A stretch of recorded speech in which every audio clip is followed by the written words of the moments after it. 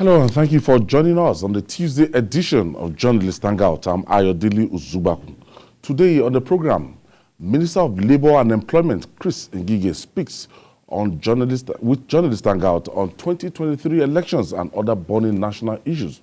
I'll be hanging out with Babajide Kolade Utitoju. So if you're ready, let the hangout start now.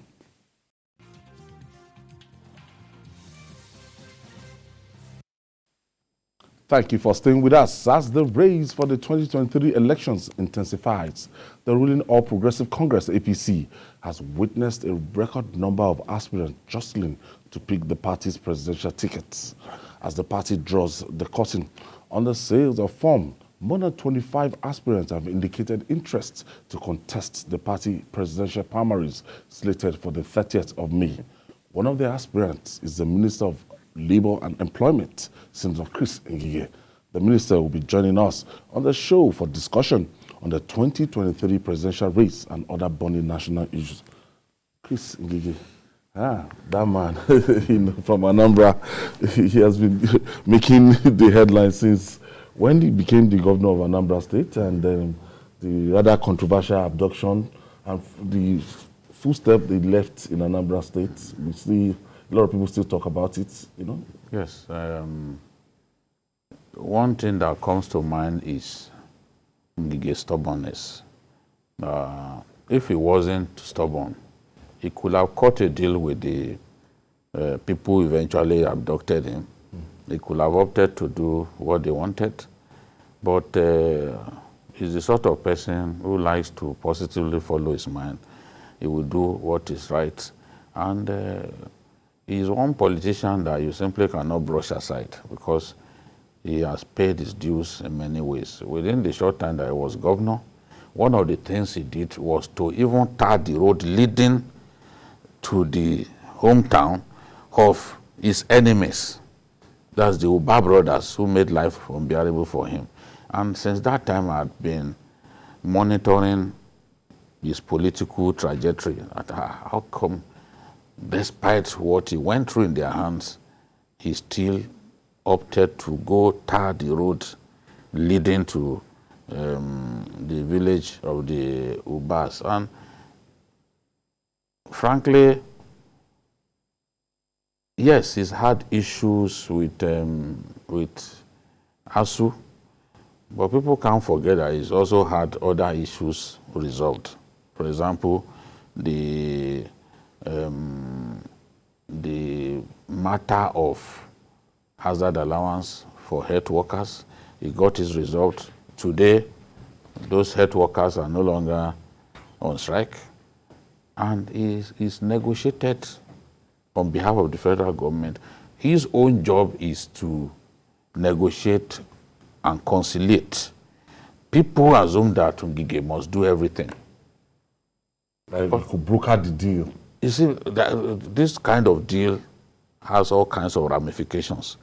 Ngige is not the employers of the lecturers. It's not the employer. Ngige merely negotiates on behalf of the federal government. The Ministry of Education is the employer of those lecturers. So Ngige is not the custodian of the nation's finances. If the custodian of the nation's finances thinks that this money that these people are asking for is too much, he cannot pay, there's little that Ngige can do. He can just offer suggestion. So, but we heap all the is like the face of the negotiation, and therefore we heap all the blame on him and imagine that, look, if this strike continues, then all the blame should go to him. But that is wrong. If Pantami, for example, refuses to agree to UTAS, or Pantami comes to tell us that UTAS is rubbish, UTAS is this, what can Ngige do about that? Is beyond his own calling to say, no, let us accept UTAS. I just want to be as fair as possible, you know, to this Nigerian, because you cannot tie him with the same brush with all of his colleagues. We've seen his own children go to school here. In fact, he withdrew his children from school abroad to come and school in Nigeria. That's a good example. Yes. One of them went to the University of Abuja, another one to the University in Oka, then Unilag. So it's not as if he put all of them in Unilag, as some people are reported. They went to different universities, you know, within our country, which is a good example to set that no matter all the money that you have, no matter the extent of your pocket, it is still best to try to raise your children within our country. We'll talk about the deadline. Today is the deadline given by the All Progressive Congress for, you know, the sale of nomination of form by midnight today. And at the end of the day, we see a comprehensive list of those people who actually purchased the form. And it's not enough to purchase the form. Jide, I think by the 11th of this month, the party will actually publish the names of those that have gone through their screening and everything. Then we know those who will participate at the end of the month. Yes, but they are still going to go through screening, as you can see. The deadline has slammed short. In Lagos, no one is contesting against Sanwo-Olu. The same thing in Borno State. So both of them have emerged. Professor Babagana Umara Zulum is unopposed. Within his party? Yes, in Borno State. Same with my namesake. Bajile Sanwo-Olu. Yes, Mr. Selebu is unopposed.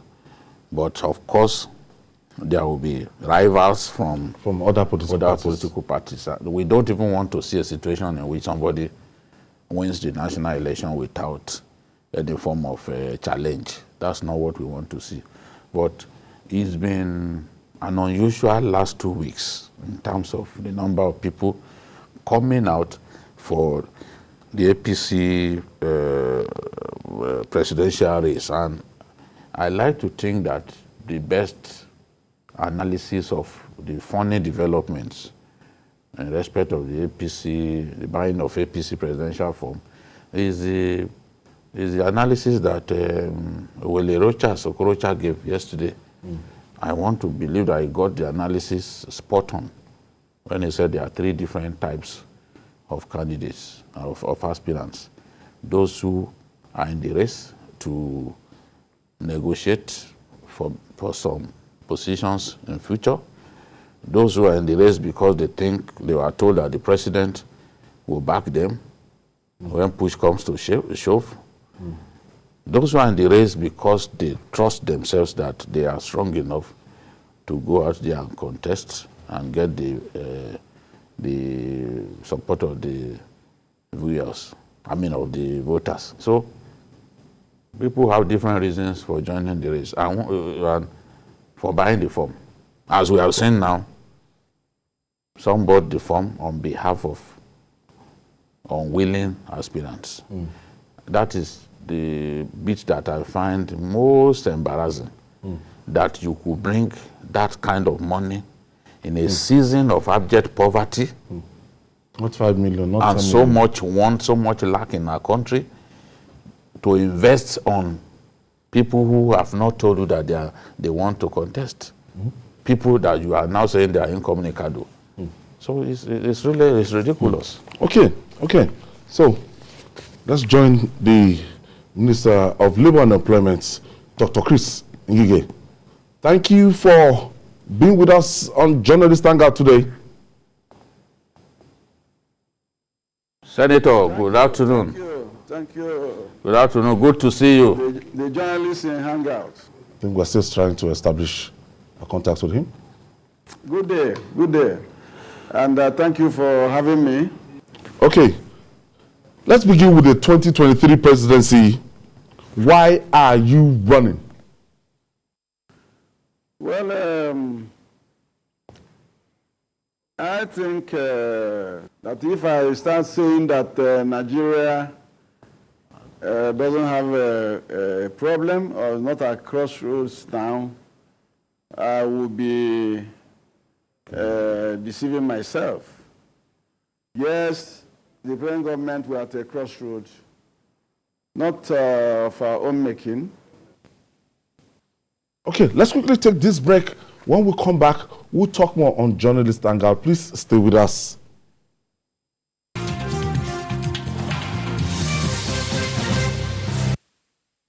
Thank you for staying with us. We still have the Minister of Labor and Employment, Dr. Chris Ngige now. Okay, let's begin over again. And your 2023 presidency, why are you running, Senator Ngige? I'm running because the country is at crossroads. If I say we are not at crossroads, then it means I'm lying to myself and I'm lying to Nigerians. Okay. I've been a part of this government for 7 years. And I do know that we have beautiful programs for the administration. Program hinged on our manifesto of tackling insecurity, corruption, anti-corruption, and of course, managing the economy in such a way that will give prosperity to everybody and our citizenry.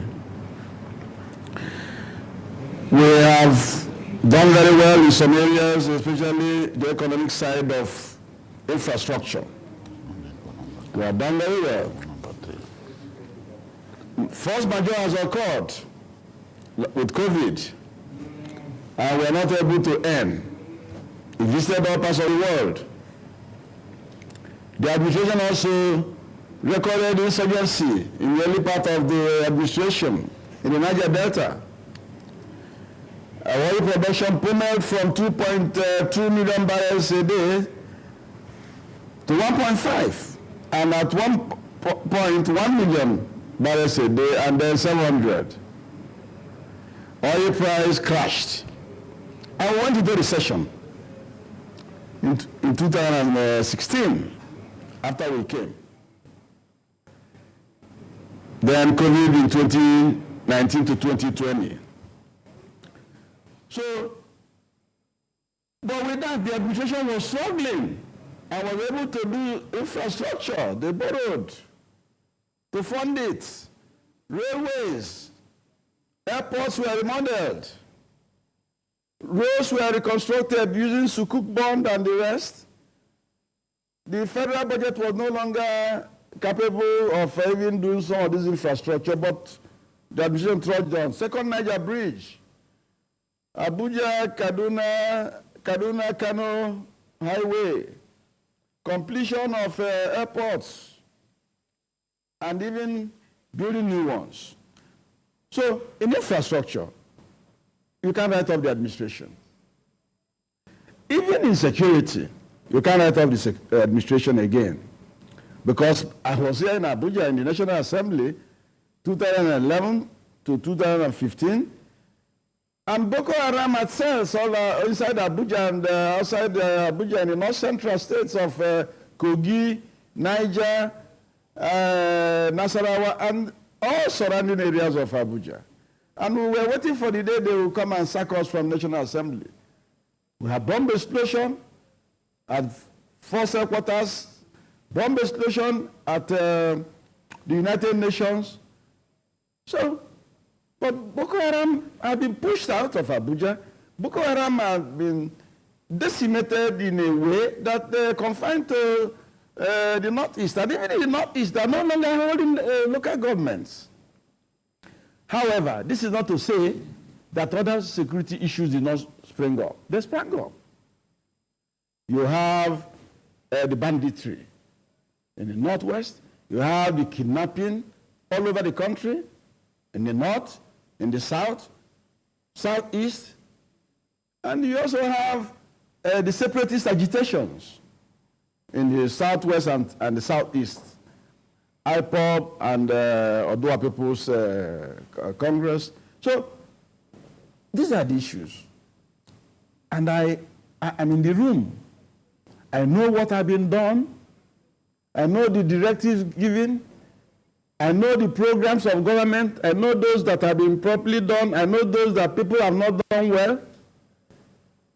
And so, I'm fully equipped to confront the national problem of Nigeria, especially in insecurity.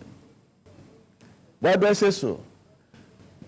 Security issues are not things you discuss publicly, but I know what to do.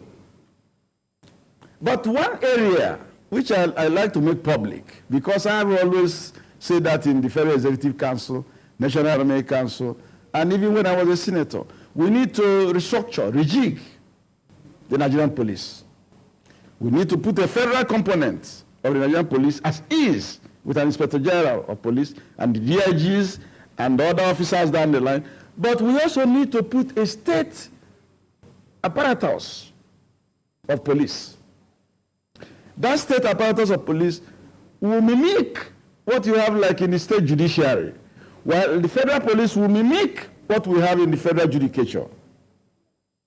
By that, we will have a central police council to appoint commissioners of police in states, DC of police, ACP of police, assistant commissioners, cadre.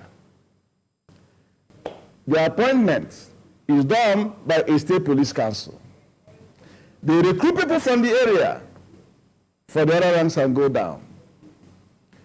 Now, the Federal Consolidated Revenue Fund will be used just like judges in the states are appointed by the State Judicial Council and sent to the Nigerian National Judicial Council in Abuja here. That kind of structure. And you also know that it is the NJC that pays judges who are in the state, including the chief judges. So the chief judges will be a kind of replication for commissioners of police. So with that, the state police and the state police commission will also fund down into the local governments. You also do community policing. Like we did in Anambra State, I had a vigilante service in Anambra State when I came.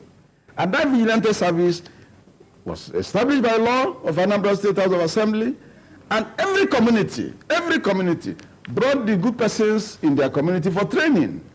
And we're paying as a state government from the security votes. Those people know the bad persons in every community. And those people, the bad people fled, they left. And they were not allowed back. So I had peace in Anambra State. Unlike the time I came, when I will be sleeping in my bedroom as governor, in the governor's lodge, I will be hearing the gunshots of small arms around the roundabout at the end of my governor's lodge. We flushed all of them out, and there was peace. People's lives and properties were protected, and that is the cardinal aim, the cardinal function of a government, protection of the citizenry. All right, Dr. Ngige. Lives and property. If you are unable to do that, if you like, give them all the infrastructure in this world, give them all the health facilities, give them all the education and everything. Nobody is alive to enjoy those things. Dr. Ngige, do you think the agitation I for... know what to do in security. What I'm saying... Can you hear me? Do you think the... What I'm saying is that I'm coming with a wealth of experience. Yeah. Now, do you think I've agitation... been a state governor, I've done executive jobs, I've been a senator, I've done legislative jobs. And, of course, I'm a minister. That's why I started from my last job. Okay, do you think the agitation for a president of Igbo extraction is realizable in 2023?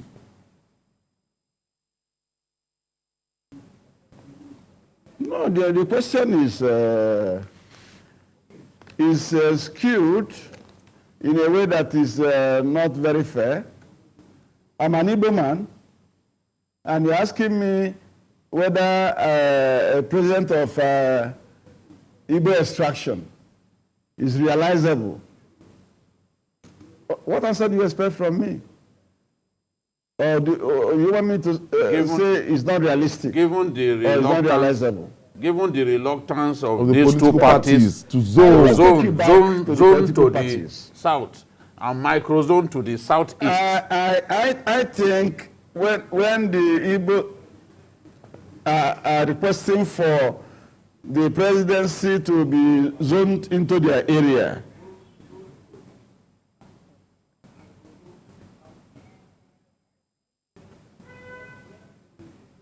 Otitoju, please come again. I said, Otitoju. given the reluctance of these two dominant parties to zone the presidency to the south and even proceed to microzone it to the southeast, do you see that agitation as something that is realizable in this political dispensation?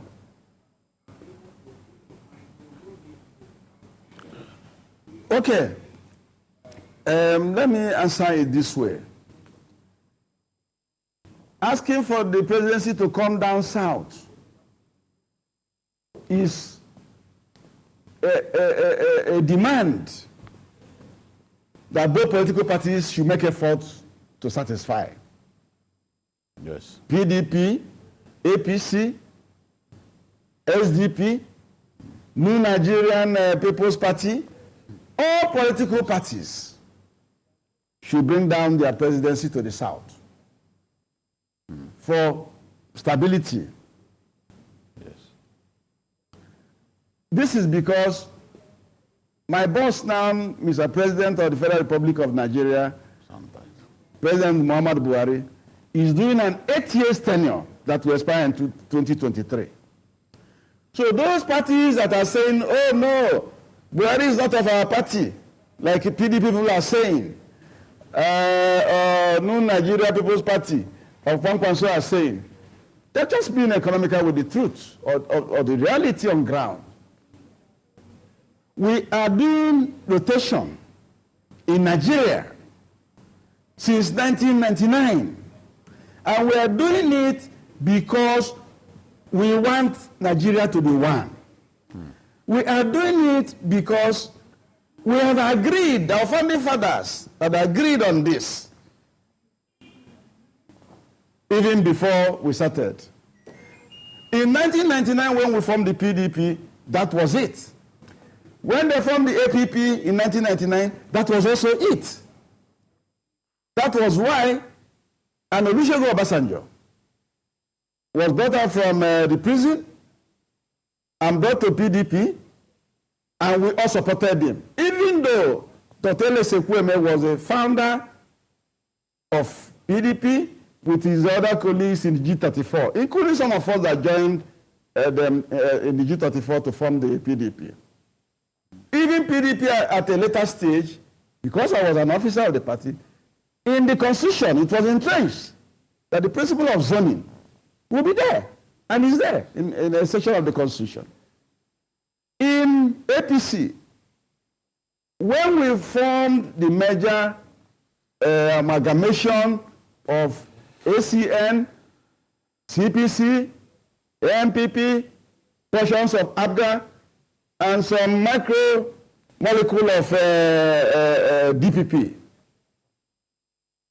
we weaved our presidency into the north. And even though a lot of us don't know or did not say it, we knew that there was a man in the north who had 12 million votes on his waist in every election he has gone to. Muhammad Buhari. 12 million plus 1 million or add 1 million in any election he has done. So when we were weaving it to the northern people, we knew who we were eyeing in the north. And the gentleman agreement was reached that after 8 years in the north, it will come down south. So this is the position. And I love Nigeria. I like everybody who loves Nigeria to let the presidency come south. When it comes south, the microzone you are talking about we will discuss with our Southwest brothers, South brothers, on what we think should be done.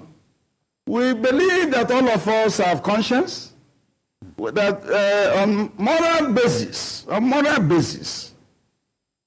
it should microzone to the Southeast for brotherliness, because the people of the Southeast have shown fraternity to the people of Southwest.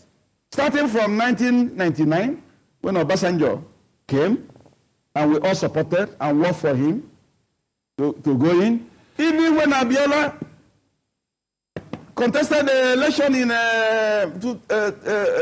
June 12, 1993, the South is getting a lot of votes. The records are there. So we have never regarded the Southwest as political enemies. No. People like me, that's also why I went into ACN. And I work because it's a national party, and because the Yorubas are our brothers in the Southeast. So I stood there. And we have to make ACN a national party. I would have gone into ABGA. But if you look at it, I worked because I'm a nationalist and I stayed there.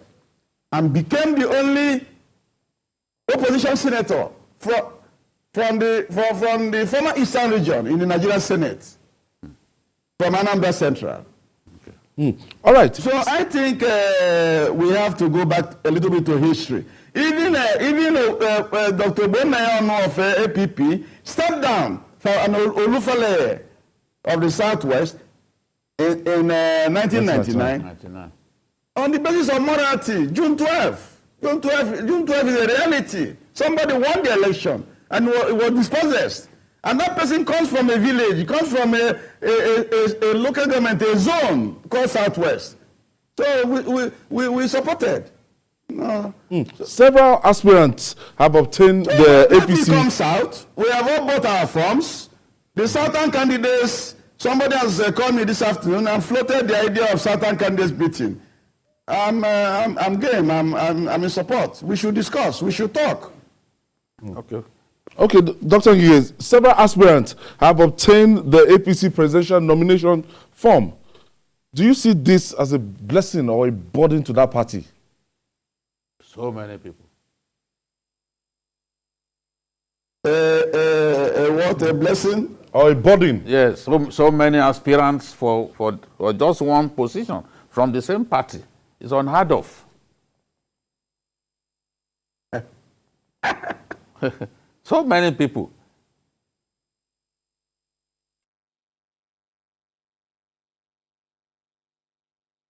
Yes, one seat. Yes. What do you mean by unheard of? Because when they go to primaries in America, don't you see the number that starts? From Democratic side and from the Republican side. Go and check. You will see some of the people, even at the county level, at their local government county level, they will drop. Some will come to state level and drop. Then you will now see the visible ones. You will see Bernie Sanders and Clinton and others, Obama. And no, the thing is a game of distillation. There is distillation. Before the primaries, you will see some drop. So I think it's a good omen. It shows, especially in APC, that we have people. Check the number of people and check their curriculum vitae. And you have money. They are men of material. They are men of good quality. Who do you talk and leave the other? Are you talking about if you come to Southeast, Ogbonnaya, my brother, former governor? He was also 7-year minister. Are you talking of Yemi Osinbajo in the Southwest? He a former Attorney General and Vice President during 7 years. Are you talking about Asiwaju? As you, the father of political parties, forming political parties, you know? So, and a strategist, a top strategist, give it to him. Whether you hate him or you don't like him, he's a strategist of no mean order. And a politician with experience too, governor, senator. So there is nobody in that our array you can say is a pushover. But the only thing is that when the push comes to shove, some people will be pushed down. But I know I won't be pushed down. now we want... even though I'm small, fair enough. In stature, politically I have the weight. No, I know you are tiny as an atom but strong as a live wire. Apologies to Okonko, the commentator. Ernest Okonko, the commentator, was the one who described Yusasho Foluwe as tiny as an atom but strong as a live wire. I know you yes, Okonko, he described the shot of one was ballistic missile. Yes, intercontinental ballistic missile. So we want you to... You talked about some of the people in the race already for the ticket, the presidential ticket of the APC. How would you assess your chances? I know you served our country in different ways.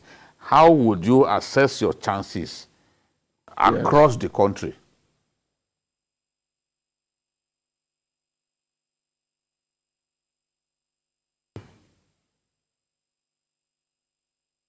But you know, the business is not a small business. Running for party primaries. My party has not come out with a guideline for us to now know whether we are doing direct or indirect. If we are doing direct primaries, it means every member of our party will vote in every ward in Nigeria. Every electoral ward.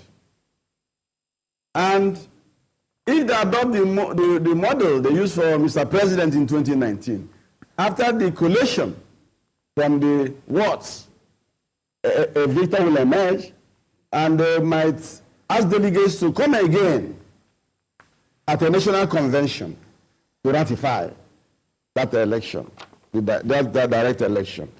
Or they may opt, like we did in 2015, delegates will come, elected delegates will come, statutory delegates will come, a mix of these people will now vote. By that, you have about 5,000 persons only. But when you start talking about direct, it means millions will be voting.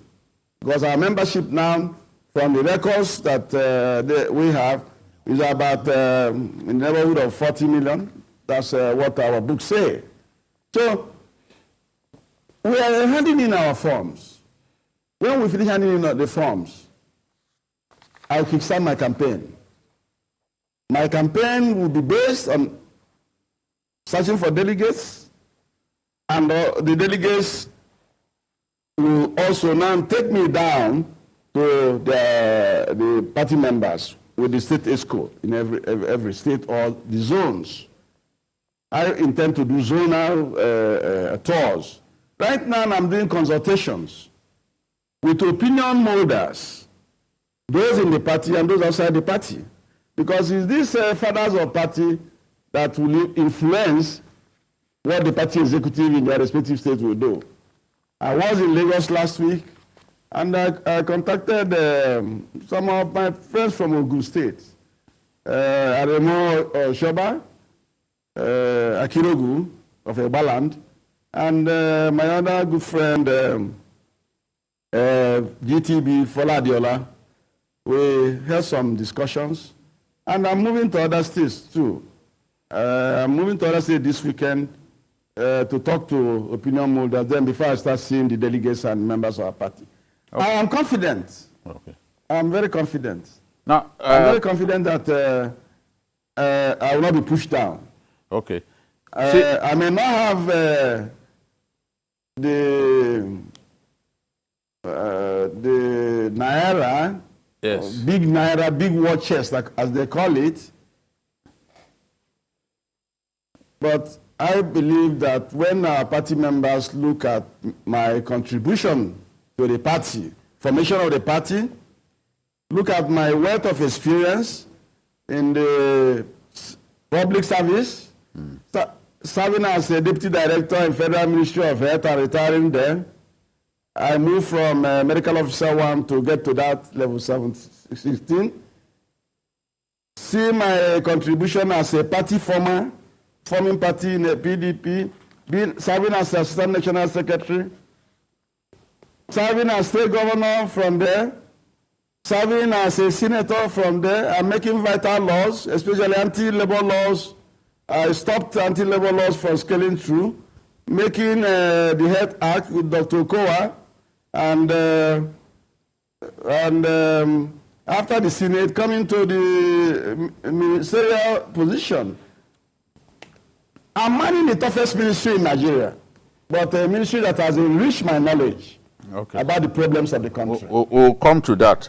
Let's talk about your party. So I know that your party, they will vote for me. Senator, despite the gains that your party, the APC, has made across our country, it is still unable to win some states of the Southeast especially. Anambra, your home state, has the ABGA as the ruling party. How do you assess APC's chances in the 2023 general election against the fact that the PDP looks like the most preeminent party in that region?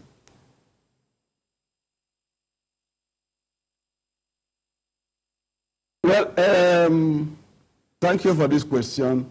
People will say, yes, your state is controlled by ABGA, and refuse to then do the introspection, the dissection of ABGA as a party and the philosophy of ABGA and the people in Anambra State and in the Southeast in general. The people of Southeast genuinely regard ABGA as a local party. And that is what it is. It's not a party that goes to ask for governorship in Borno or ask for governorship in Nasarawa or in Edo and things like that. But the philosophy when ABGA was formed was that it was an Igbo party. And they formed it and named it after UPGA, OPGA, of M.I. Okpara in 1964, 65, 66.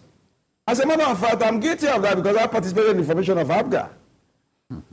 And we had our reason for forming it because of the injustice being done in National Assembly in terms of leadership, being shared to parties, APP, AD, PDP, and the Southeast were left out. But today, our people are wiser. They will vote for ABGA in their governorship and maybe House of Assembly so that the governor can govern well. But when you go to House of Reps, when you go to Senate, you see that there are mostly PDP persons coming here because they know that they're coming for a national assignment. So presidency of Nigeria is a national assignment, and they know it. Look back and see the votes that came to P2B from Anambra State in 2019. It's called the highest vote in the Southeast from Anambra, about 600 to 700,000 votes. This is because we fought them to a standstill and did not allow them to make all the votes they were supposed to make. No. But you can see that because their own person is involved and going for a national assignment, they get PDP, vote for P2B as vice president. Same goes for Enugu, same goes for Abia, same goes for Imo, and same goes for Ebonyi. Our parties crashed 25% in some of these places. So today, if Chris Ngige is the flag bearer of APC, I will have humongous votes from the Southeast. Make no mistake about it. The registered voters in the southeast, I think, is in the neighborhood of about 13, 14 million. I will take about 11 million from there. Oh, fair enough. I can assure you that. They know when it is time for national All right, politics. distinguished senator. Now, how do you intend to solve the Biafra question once and for all, and the killings in the southeast? The Biafran question. Yes. The agitation. When I was governor in Anambra State, some people were doing that Biafra thing under myself. And as a medical doctor, I decided to do an analysis, a diagnosis of why some people would like to be wearing Biafran shirts, Biafran cap, Biafran flag of old, and even currency. My study showed that these people had some problem. And the problem was, number one, they were unemployed. There are no means of livelihood. Young people. Some of them were traders that their businesses have collapsed. Some of them also want to have a psychological feeling of Biafra because they felt that the Nigerian government has not been treating or giving them everything as the way it should be. So it started during that time. I had a Security Council meeting and presented this report. We decided, number one, to give them jobs. So I employed a lot of them into the number of vigilante services. Wow. Fed them in the morning, fed them in the afternoon or evening. And I paid them 30,000 naira a month. Civil servants were not being paid 30,000 at that time. The civil servants were being paid 20,000, 25,000. But these people were getting it. We gave them roof. So I do not think a lot of things have changed. The only thing that have changed is that they are now have been joined by elites who believe that their people have not been recognized. No chief of army staff from our place, no chief of naval staff from our place, no chief of air staff, no civil defense chief. But they will also forget that the chairman of joint defense is an Igbo-speaking person from Delta. So, but this is it in the main. And I think that the fathers of Nigeria, who are still alive today, General Olusegun Obasanjo, D.Y. Danjuma, General Gowon, and even our incumbent president, those who fought the war and those who won the war, they should sit down and advise that presidency of Nigeria should go to the southeast so that you can bury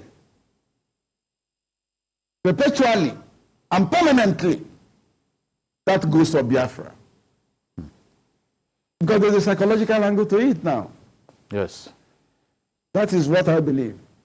And if I win my party's nomination, fly the flag, and become President of Federal Republic of Nigeria, Commander-in-Chief, I can tell you that within 3 months, I will handle the issue of agitation, separatist agitation. Okay. It will also be dead. Okay, Senator. Put in a coffin and nailed. Yes.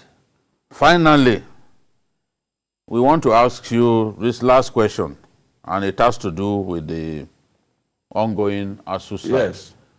What are you doing to ensure that this whole ASU strike comes to an end? We know you made gains with the health sector, which is your primary original constituency. What are you doing? Nigerians want to see this strike come to an end. What are you doing to bring it to an end?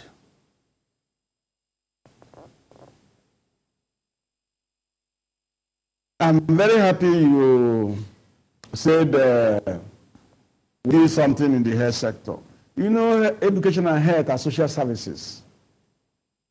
And the workers there, from the doctor in health to the nurse, to the pharmacist, down to the man who is in the mortuary as mortuary attendant. They're all health workers. Everybody is important. You go to education, the citadel of knowledge, universities. You have lecturers who are members of ASU. Then you have non-academic staff unions. You have senior staff unions of universities. And you have even National Association of Academic Technologies. They are all in one place, working together, and also have their rivalry. Now, the ASU matter, the diagnosis, we can just narrow it down to two major items now. The items that are on table now, because the issue of end academic allowances and the revitalization, the federal government have done what they're supposed to do in 2021. Because they pay 40 billion to ASU and other unions to go and share. ASU took 75% of the 40 billion, 30 billion. Other unions, 10 billion. They were also protesting that 10 billion is too small. Federal government also gave them 22.27 billion, which was mainstreamed into the budget of 2021. They got all. Federal government also paid 30 billion as part of revitalization. That revitalization is an old agreement entered into in 2013 when the Jonathan government agreed to pay them 1.3 trillion for revitalization of the universities. This is apart from the third fund money, which is also used for revitalization of the tertiary institutions, universities, polytechnics, and even College of Education. Now, ASU is saying that the agreement makes for them to renegotiate their condition of service. And in this condition of service, you discuss their sabbatical, you discuss their leave of absence, you discuss modes of employment, and they also discuss salaries and wages. So when you hear them saying 2009 agreement, 2013 agreement, two things are involved. Their wages, their remuneration and condition of service on one plank, and the revitalization fund they are talking of 1.3 trillion, which we have renegotiated here, and government is paying 220 billion in 6 tranches. That's the agreement. 220 billion in 6 tranches. So government is paying them as they do. Last year they paid 30 billion. They will pay something again this year. So that is not the major issue now. The major issue now is we want new salaries and wages. Is their right? Okay. It is their right. Dr. And I Chris also looked at their pay slip. And I'm afraid we have to leave it there. So how they deserve a review. In one sentence. People in the university sector also deserve a review. So in one sentence, how can this end? The government has a process for doing a review of salary. And government also have a way of paying you. The second point is that they said we should be paid by University Transparency Solutions, not IPs, which government is using. And we supported them to the extent that that's your solution be subjected to NIDA test, information technology test. I'm not a technologist. When will the strike end? Did their test, gave them 93% or 98% in what is called user acceptance test. That is this Minister, when we have to go. when will the strike end in one sentence? When will this strike end? And Scott meant something. Then the issue of integrity and vulnerability to hacking. Senator, we have to go. Neither wrote me and Thank said you. no. So Thank you, distinguished Senator. That I should first need that to give them a bill of health. I'm not saying it's me. Thank you so much, distinguished Senator Chris Ngige. We hope to come to Allah to celebrate with you. Allah to celebrate with you after the primaries. Yes, we'll be happy to come and see. If you clinch your party ticket, we will take Chris Ngige. Yes, you see, he is saying now that he cannot force NITDA to accept. We have a meeting coming up, but I told you. He cannot force NITDA to accept the We have invited everybody to come. Yes, we'll be there certainly. We know we're in good company. So the minister has said now that he cannot force NITDA to accept the Utah's thing. So he's effectively pushed the blame to Pantami's doorstep. Well, Jude, more to come. More of these aspirants, we'll just try and get them. Yes. More. Thank you, the messenger. That's been an interesting yeah. And that's our offering today. Join us tomorrow for another episode of the program. Join us every Sunday for Journalist Hangout on Sunday from 1:30 p.m. to 3:30 p.m.